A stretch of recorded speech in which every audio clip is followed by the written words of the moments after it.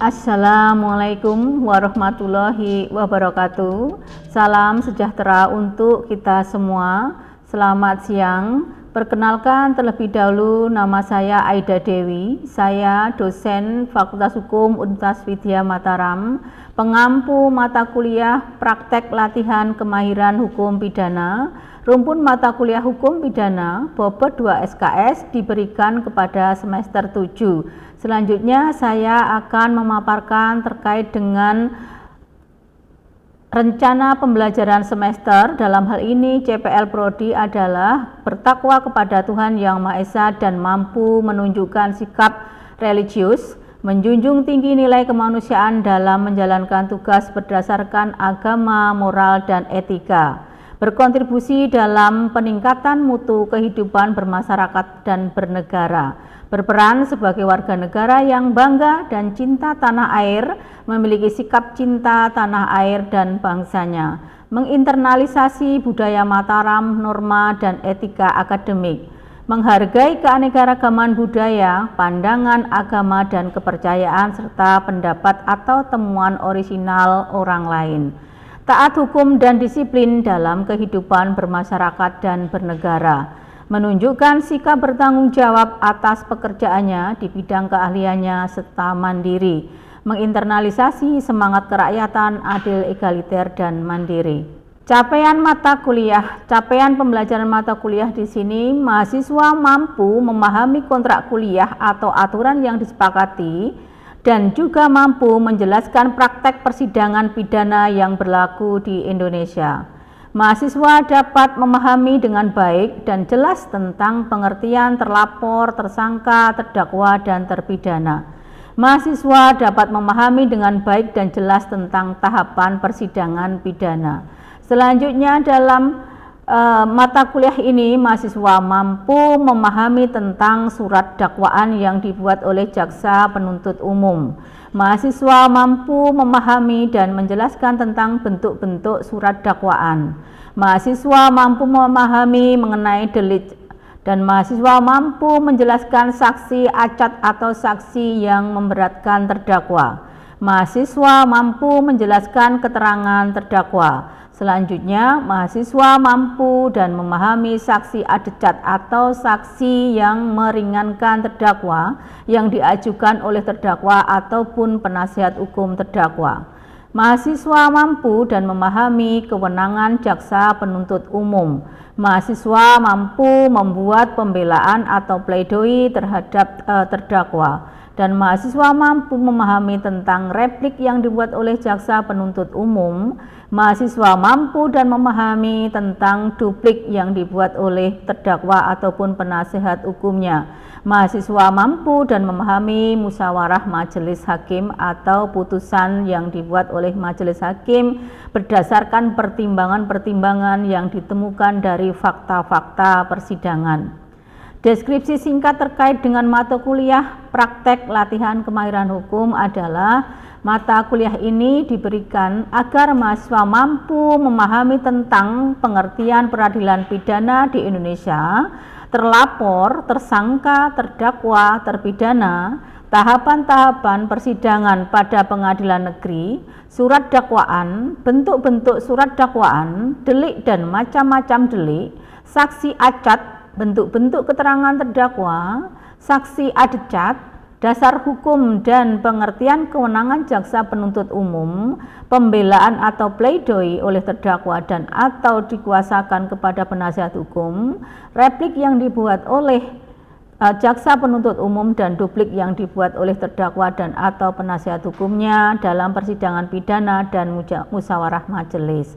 Materi pembelajaran pokok bahasan di sini adalah pertama, kontrak perkuliahan, perkenalan mengenai materinya, teknik perkuliahan, teknik penilaian, tugas mahasiswa, pendahuluan praktek persidangan pidana yang berlaku di Indonesia, pengertian terlapor, tersangka, terdakwa, dan terpidana, tahapan-tahapan persidangan pada pengadilan negeri, pengertian surat dakwaan, bentuk-bentuk surat dakwaan, pengertian delik dan macam delik, pengertian saksi acat, pengertian dan bentuk keterangan terdakwa, pengertian dan bentuk saksi adecat, dasar hukum dan pengertian kewenangan jaksa penuntut umum, pengertian replik dan duplik dan dalam persidangan pidana, dan pengertian musyawarah majelis hakim atau putusan.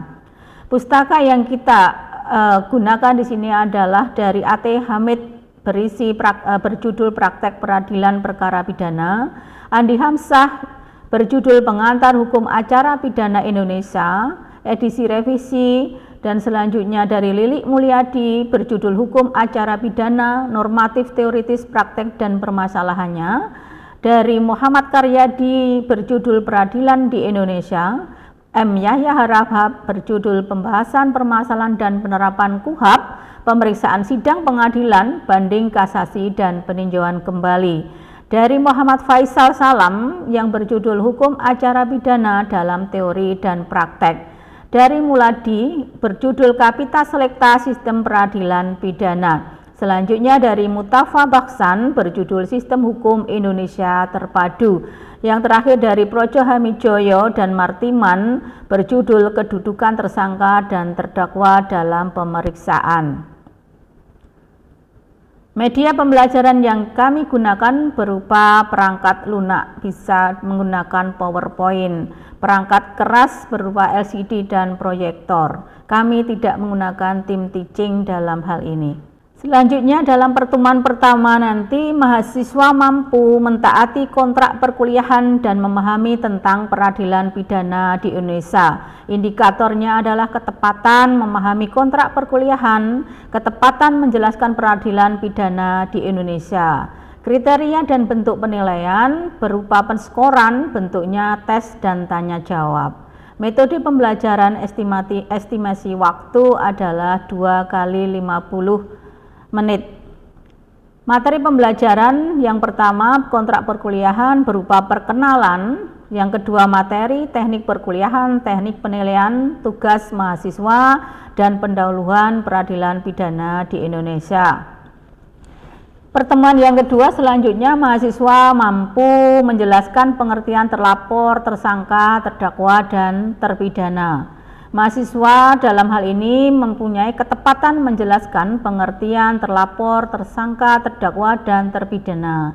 Kriteria adalah rubrik akuntabel, bentuknya adalah non-test dan review materi. Kontekstual instruction dan diskusi dalam hal ini mampu dalam pengertian terlapor, tersangka, terdakwa, dan terpidana. Dalam pertemuan ketiga, mahasiswa mampu menjelaskan dan memahami tahapan persidangan. Mahasiswa bisa melakukan ketepatan menjelaskan tahapan persidangan. Kriteria penilaian adalah rubrik akuntabel, bentuknya non-test dan review materi, berupa tahapan persidangan di pengadilan negeri. Yang pertemuan keempat, mahasiswa mampu memahami dan menjelaskan uraian dan bentuk-bentuk delik. Mahasiswa mampu memaparkan ketepatan menjelaskan uraian dan bentuk-bentuk delik. Kriteria penskoran adalah non-test. Dalam ini mampu dalam menguraikan delik dan bentuk-bentuk delik.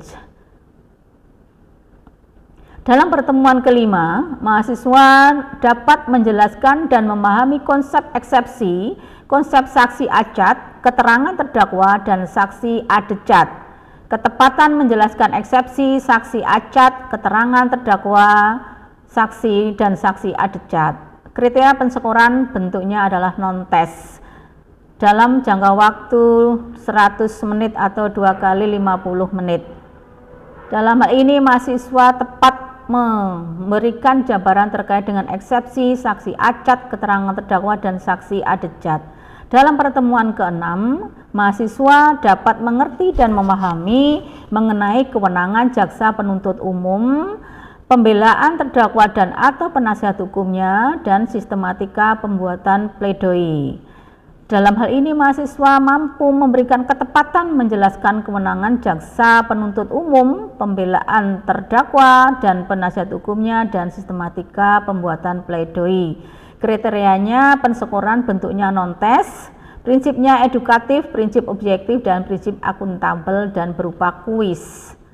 Selanjutnya dalam pertemuan ke-7, mahasiswa diharapkan mampu memahami dan menjelaskan replik, duplik, musyawarah majelis, dan hak hakim dalam musyawarah majelis. Sehingga dalam hal ini mahasiswa mampu dan dalam ketepatan menjelaskan replik, duplik, musyawarah majelis dan hak hakim dalam musyawarah majelis hakim. Kriteria penskoran adalah rubrik deskriptif, bentuknya non-tes dan kuis. Dalam jangka waktu 2 kali 50 menit. Pertemuan ke-8 adalah evaluasi tengah semester, yaitu melakukan validasi hasil penilaian, evaluasi, dan perbaikan proses pembelajaran berikutnya.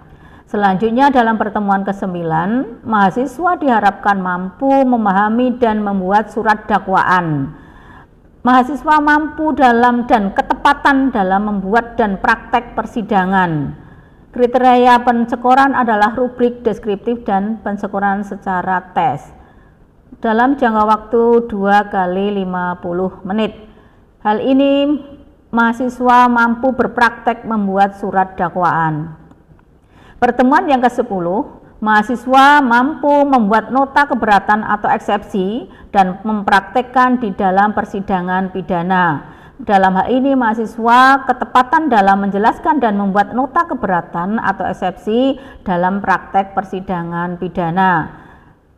Dalam jangka waktu 2 kali 50 menit. Mahasiswa membuat nota keberatan atau eksepsi dan praktek persidangan pidana atau peradilan semu. Selanjutnya pertemuan ke-11, mahasiswa mampu membuat tanggapan jaksa dan mempraktikkan dalam sidangnya. Mahasiswa dalam ini tepat dalam menjelaskan dan membuat tanggapan jaksa dalam praktek persidangan pidana. Dalam jangka waktu 2 kali 50 menit. Membuat tanggapan jaksa dalam praktek persidangannya harus benar-benar dikuasai oleh mahasiswa semester 7 sebagai praktek dari hukum pidana ke dalam formilnya hukum acara pidana, selanjutnya dipraktekkan dalam praktek latihan kemarahan hukum yang dialokasikan sebagai praktek peradilan semu. Selanjutnya dalam pertemuan yang ke-12, mahasiswa mampu membuat pembuktian dan mempraktekkan sidangnya. Mahasiswa mampu mempraktekkan dalam hal ini membuat pembuktian baik saksi maupun barang bukti, saksi adecat maupun saksi acat yang diajukan oleh jaksa penuntut umum, saksi adecat yang disampaikan oleh terdakwa atau penasihat hukumnya dalam jangka waktu 2 kali 50 menit. Selanjutnya dalam pertemuan ke-13, mahasiswa diharapkan mampu membuat tuntutan dan pembelaan yang dipraktekkan dalam persidangan pidana. Mahasiswa dalam ini tepat dalam menjelaskan dan membuat tuntutan sebagaimana tuntutan yang dibuat oleh jaksa penuntut umum dan pembelaan atau pledoi yang dibuat oleh terdakwa dan atau penasihat hukumnya di dalam persidangan dalam jangka waktu 2 kali 50 menit. Dalam pertemuan ke-14, mahasiswa mampu membuat replik dan duplik dan mempraktekkan persidangannya. Sehingga dalam hal ini mahasiswa tepat dalam menjelaskan dan mempraktekkan dalam persidangan bagaimana membuat replik atau replik yang dibuat oleh jaksa penuntut umum dan duplik yang dibuat oleh terdakwa dan atau penasihat hukumnya di dalam praktek persidangan peradilan semu dalam jangka waktu 2 kali 50 menit. Selanjutnya dalam pertemuan ke-15, mahasiswa diharapkan mampu membuat putusan dan mempraktekkan dalam persidangannya. Sehingga dalam hal ini mahasiswa yang mendapatkan disposisi sebagai hakim anggota maupun hakim ketua mampu membuat putusan atas dasar pertimbangan-pertimbangan yang didapatkan di dalam praktek persidangan atau fakta-fakta persidangan yang dijadikan acuan untuk membuat sebuah putusan. Sehingga mahasiswa di sini benar-benar mampu mempraktekkan peradilan pidana pada formilnya dalam jangka waktu 2 kali 50 menit. Pertemuan ke-16 adalah evaluasi akhir semester, yaitu melakukan validasi hasil penilaian akhir dan menentukan kelulusan mahasiswa pada mata kuliah tersebut. Demikian pemaparan kami atas rencana pembelajaran semester mata kuliah praktek latihan kemahiran hukum pidana. Sekian dan terima kasih. Wassalamualaikum warahmatullahi wabarakatuh.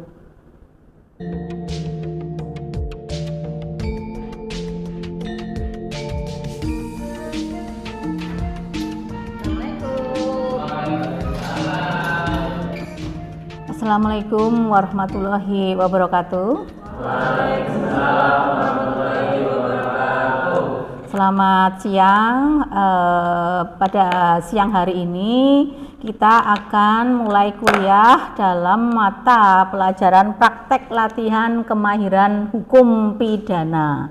Sehingga dalam mata kuliah ini adalah penyempurnaan dari hukum material, di dalam hal ini adalah hukum pidananya dahulu, terus selanjutnya di hukum formilnya adalah hukum acara pidana, selanjutnya ending dari sarjana hukum nanti adalah pandai atau mahir di dalam praktek peradilan pidana. Dalam hal ini nanti akan diajarkan bagaimana persidangan pidana itu seperti apa. Jadi kedepannya nanti akan saya ajarkan mengenai jaksa penuntut umum membuat tuntutan dan membuat dakwaan. Selanjutnya penyidik polisi nanti akan membuat BAP, berita acara pemeriksaan.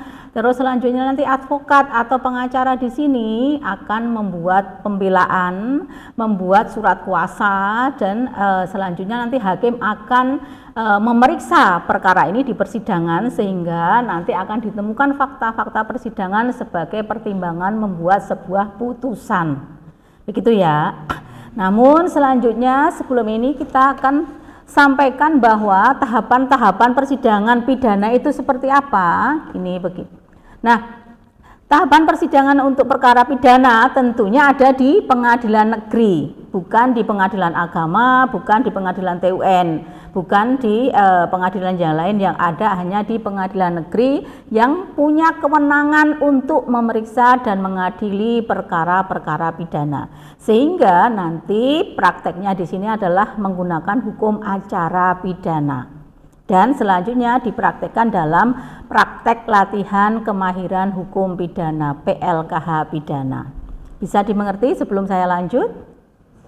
Yang pertama tentunya adalah dakwaan oleh jaksa penuntut umum yang akan mendakwakan kepada terdakwa. Mengapa dinamakan terdakwa? Karena sudah masuk ke tahapan persidangan. Kalau masih dalam tahapan penyidikan itu namanya tersangka. Tapi kalau sudah masuk tahapan persidangan dan dibuat dakwaan oleh jaksa penuntut umum nanti sudah menjadi seorang terdakwa. Berbeda statusnya ya. Nanti kalau sudah putusan inkrah van gewis atau sudah mempunyai kekuatan hukum tetap namanya terpidana. Statusnya sudah berbeda. Saat dulu namanya napi, narapidana, tapi sekarang menjadi warga binaan pemasyarakatan atau WBP. Begitu ya.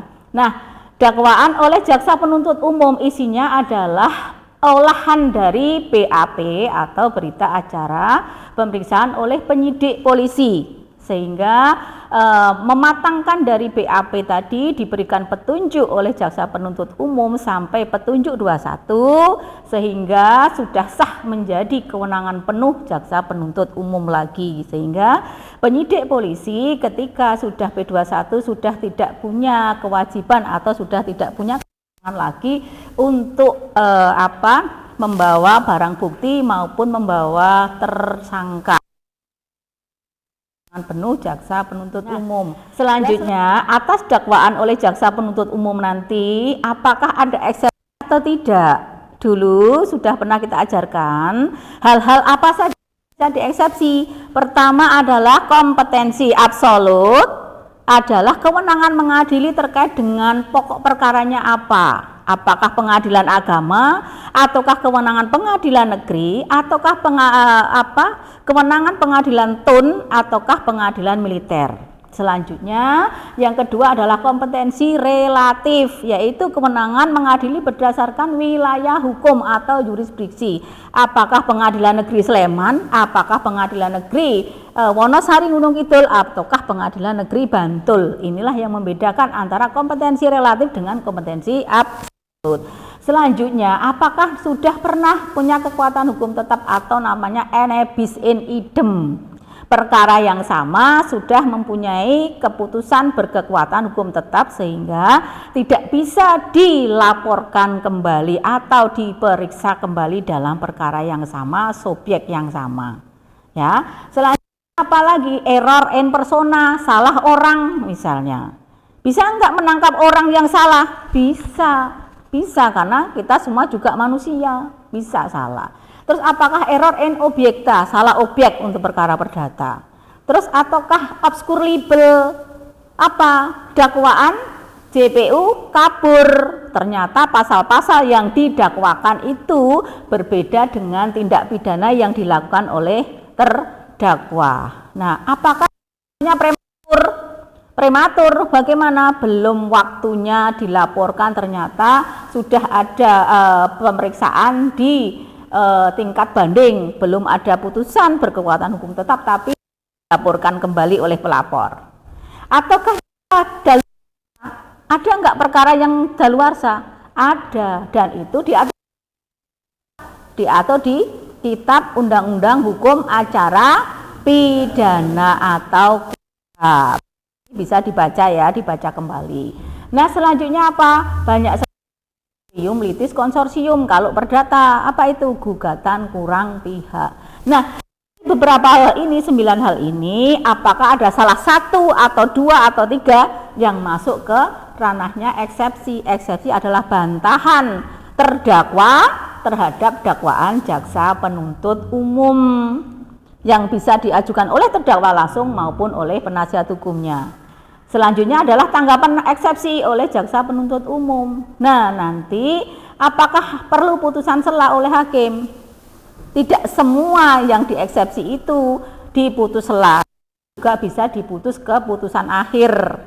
Namun yang bisa diputus sela itu adalah terkait dengan kompetensi relatif maupun absolut, karena pengadilan negeri tersebut tidak berwenang untuk memeriksa dan mengadili perkara tersebut. Yang berwenang adalah misalnya ternyata pengadilan tata usaha negara, ataukah ternyata yang berwenang adalah pengadilan negeri Gorontalo, bukan pengadilan negeri Bantul, sehingga harus ada putusan sela. Selanjutnya adalah tahapan pembuktian. Pembuktian di sini yang pertama adalah jaksa penuntut umum membuktikan terkait dengan saksi-saksi acat atau saksi yang memberatkan terdakwa dan pemeriksaan barang bukti.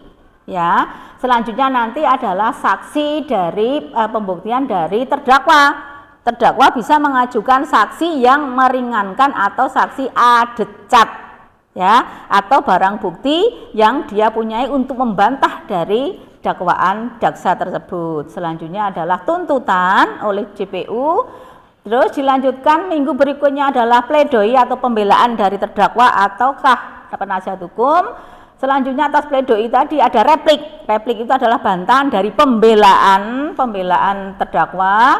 Terus terdakwa melakukan duplik itu adalah bantahan terhadap repliknya jaksa penuntut umum. Selanjutnya adalah musyawarah majelis atau putusan hakim.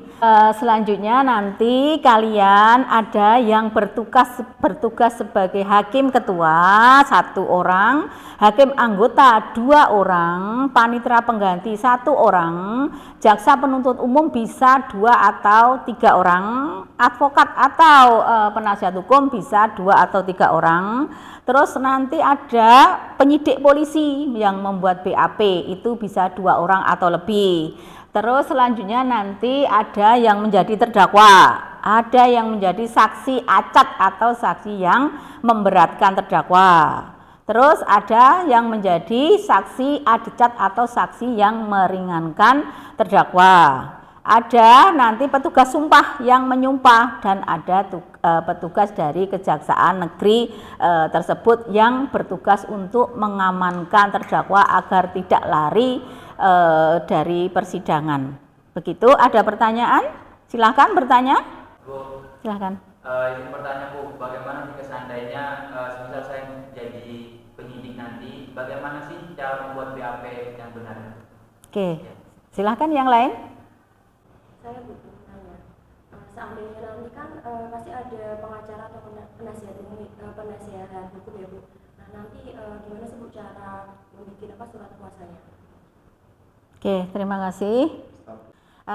Bagus sekali atas pertanyaan Mas Ridwan tadi, bahwa penyidik polisi membuat BAP, nanti akan ada lokus dan tempus, dibuat kronologisnya peristiwanya apa, tanggal berapa, jam berapa, di mana, peristiwa hukumnya seperti apa, dan di situ nanti akan pasal dia dan unsur-unsur yang dilanggar itu adalah pasal berapa di dalam, apakah melanggar undang-undang ataukah melanggar KUHP, ya sudah diajarkan terkait dengan undang-undang tindak pidana khusus, sehingga ada lex specialis derogat legi generalis. Seorang penyidik harus memahami tentang itu, sehingga ketika ternyata seorang tersangka ini atau terlapor sudah, maka tentunya undang-undang yang didahulukan baru jungto KUHP sebagai hukum umum, begitu. Nah, untuk Mbak Dea, nah itu nanti akan saya berikan contoh ya, contohnya membuat pledoi, contoh membuat dakwaan, contoh membuat BAP, contoh membuat surat kuasa, contoh membuat replik, contoh membuat duplik, putusannya itu akan saya berikan semua untuk menjadi acuan kalian membuat skenario sebuah peradilan pidana. Begitu ya. Untuk selanjutnya tugas kalian adalah musyawarah dalam kelas kalian, siapa yang akan menjadi hakim, siapa akan menjadi advokat, siapa menjadi jaksa, menjadi polisi, terdakwa, silahkan dirapatkan. Terus selanjutnya akan kita bicarakan minggu depan. Begitu? Saya harapkan untuk minggu depan kalian sudah mendisposisi peran masing-masing, sehingga minggu depan sudah bisa memulai membuat skenario peradilan pidana. Begitu. Untuk itu, apabila dianggap cukup dalam pertemuan kuliah hari ini, marilah kita bersama-sama membaca hamdalah. Alhamdulillahirabbil alamin. Wassalamualaikum warahmatullahi wabarakatuh. Waalaikumsalam.